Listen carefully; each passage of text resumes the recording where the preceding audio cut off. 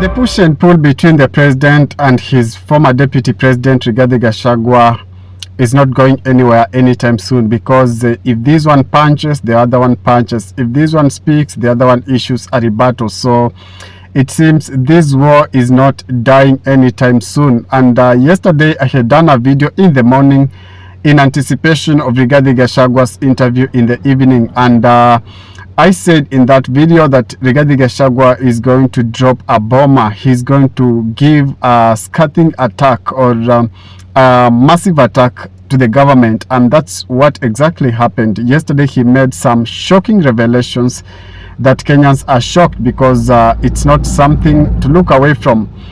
Even though so many Kenyans are asking, why now?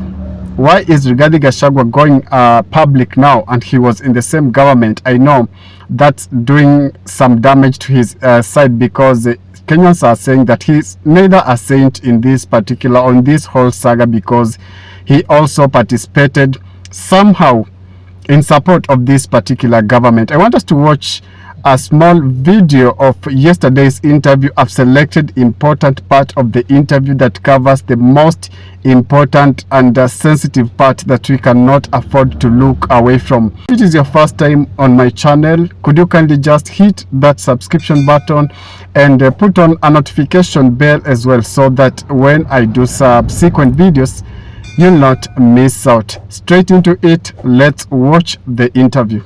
Probably before we come to that, you said that he said I fight small people. I don't fight anybody. He says that I was fighting Farouk Kibet. Farouk Kibet is not a small man. He is a co-president in this country.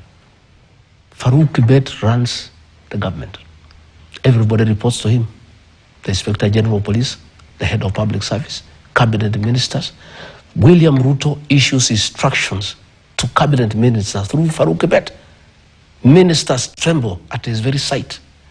So, Farouk Kibet wanted to give instructions to Rigathi Gachagua. Rigathi Gachagua was elected by the people of Kenya alongside William Ruto. There is no way I would have allowed Farouk Kibet to give instructions to me.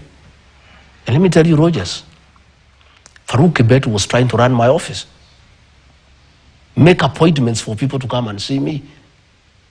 And initially, I thought it's okay, maybe that's how William Ruto wants us to work. Until I learned that Farouk Kibet was collecting money from people to come and see me, and I have nothing to give them in return. And I went and I told the president, Mr. President, I'm your principal assistant. Please, your personal assistant cannot give me instructions. And if you want to give me any instructions, you give them yourself and I obey them to the letter. But you cannot use your PA to order me around.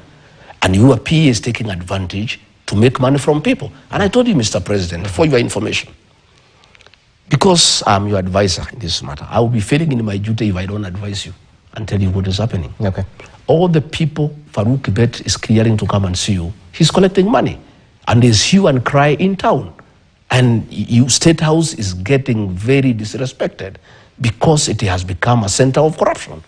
All appointments of people coming to see you, Kibet is collecting money. And Mr. President, I think you need to check this. But if you want to continue with it, tell him to keep off my office.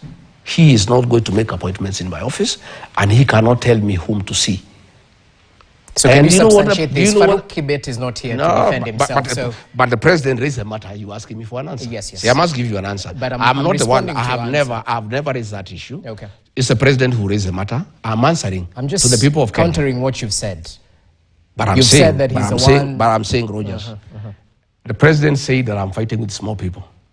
The answer is that Farouk Kibet is not a small person. So you're fighting big people. Fine. I was not fighting big people. Yes. I was telling the president, I'm elected. I'm not going to take instructions from your personal assistant. And I'm not going to allow him to push corruption in my office. If you want him to practice corruption in your office, you can go ahead. But you just said he was collecting money for people to meet with you. I learned the few people he had asked me to see. Later on, I heard noise in town that people are going to see the deputy president. Farouk has collected money on his behalf and he's not doing anything for us. That is when I got alarmed. I faced Kibet and he told me off. He said, I must make money. hii serikali tumetafuta, mimi nimeumia na William Ruto miaka mingi. And actually when I talked to the president about Faruk Kibet, he said, wewe achana na Faruk, atafute pesa kidogo ya kukula bana. Hii mtu ameumia na mimi miaka mingi, akipata hapa kidogo kidogo yuko makosa gani? So I'm telling you, when the president said that I'm fighting small people, that is a man who is running the country, you know? And everybody trembles. I'm the only man who would tell him off. Okay. When he says that I'm fighting small people, Itumbi. I don't know Itumbi. You can see the things he was writing about me. And Dennis Itumbi, the chief propagandist for William Ruto. Again, he's not a small man.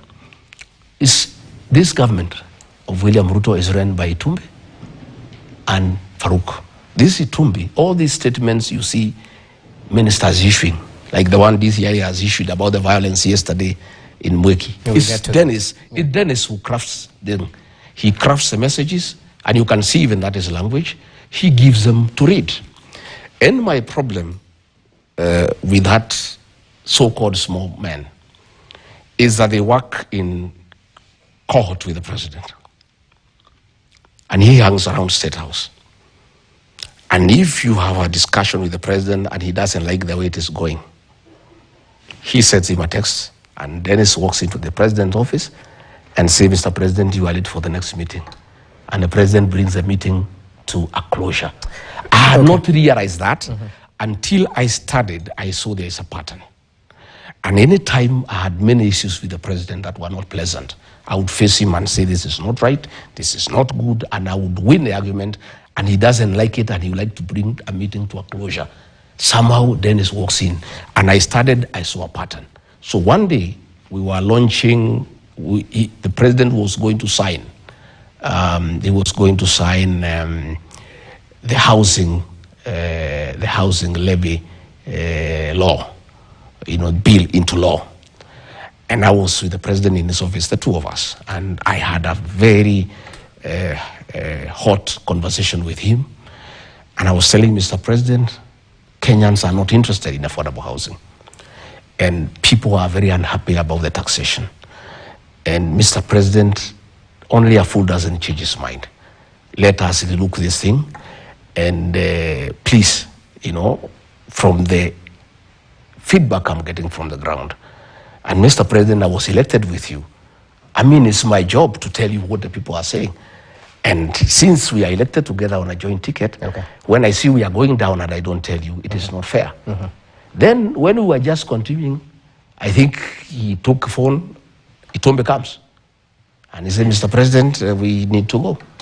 And I told Itumbi, my friend, next time you interrupt me when I'm with the president, you know who I am.